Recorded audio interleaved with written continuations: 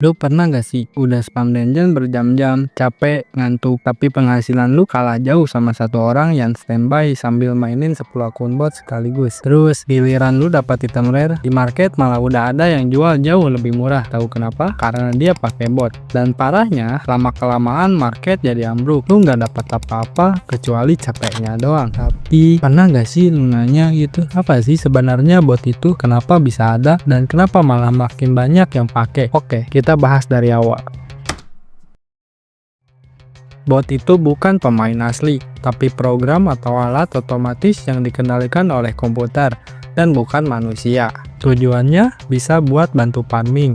Contohnya seperti nyari item, level, gold, dan lain-lainnya. Atau bisa juga buat ngebantu mainin akun saat si pemilik aslinya lagi offline. Atau bahkan buat nyari cuan. Misalnya, jual hasil farmingnya ke orang lain, atau singkatnya RMT. Lalu, kenapa bot bisa bergerak secara otomatis dan konsisten? Karena mereka udah diprogram buat ngelakuin hal yang sama berulang-ulang. Misalnya, gerak ke tempat A, serang monster, ambil item, ulangi dari awal. Jadi, selama gamenya gak berubah dan jalannya bisa masih diprediksi, si bot bakal bisa jalan terus tanpa capek, beda sama manusia yang bisa ngantuk. Jadi gimana sih cara kerja bot itu sendiri? Yang pertama, script atau program. Jadi ada orang yang bikin script atau code, misalnya pakai Python ataupun lainnya, yang dimana bisa ngatur si bot harus ngapain, gerak kemana, pencet tombol apa, kapan berhenti, dan lain sebagainya. Yang kedua, input atau tiruan. Jadi bot itu kayak nipu sistem seolah-olah ada orang yang beneran yang lagi gerakin keyboard dan mouse. Jadi tombol-tombol itu ditekan secara otomatis sama si program. Terus yang ketiga ada deteksi lingkungan. Jadi ada juga nih yang lebih canggih. Misalnya bot yang bisa melihat layar pakai teknologi image recognition. Misalnya kalau warna monster kelihatan, baru dia serang. Jadi gak asal gerak tapi agak cerdas dikit. Lalu kenapa banyak orang yang make sistem bot? Seperti yang gua jelasin sebelumnya, karena mereka pengen hasil banyak tanpa usaha lebih. Tapi masalahnya gini, yang untung mungkin si pengguna bot, tapi yang nanggung rugi ya kita semua, player asli, market, atau bahkan gamenya itu sendiri. Dan disinilah kerusakan itu mulai terasa pelan-pelan.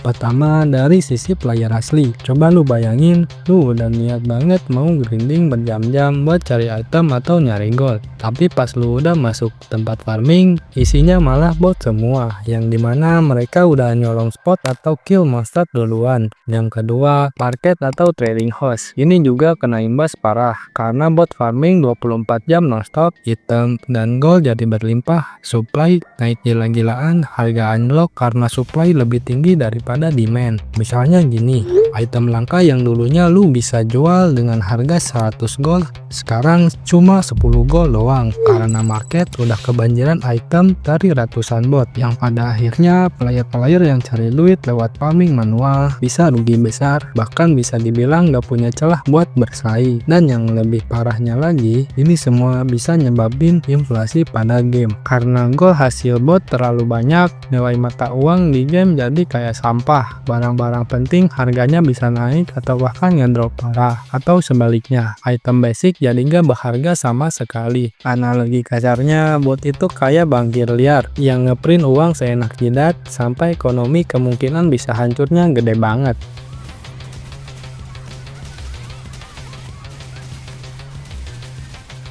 Gua yakin diantara kalian ada yang pernah ngerasain kejadian kayak gitu. Coba lu tulis di kolom komentar pengalaman paling ngeselin apa yang berhubungan dengan bot. Dan jika video ini rame, mungkin nanti gue bakalan bahas soal kenapa developer kesulitan mengatasi bot di gamenya sendiri. Jika kalian mau. Oke, sampai di sini aja, dan jangan lupa subscribe channel ini dan nyalain loncengnya biar lu dapat informasi atau edukasi seputar cuan dalam game. Dan bye bye.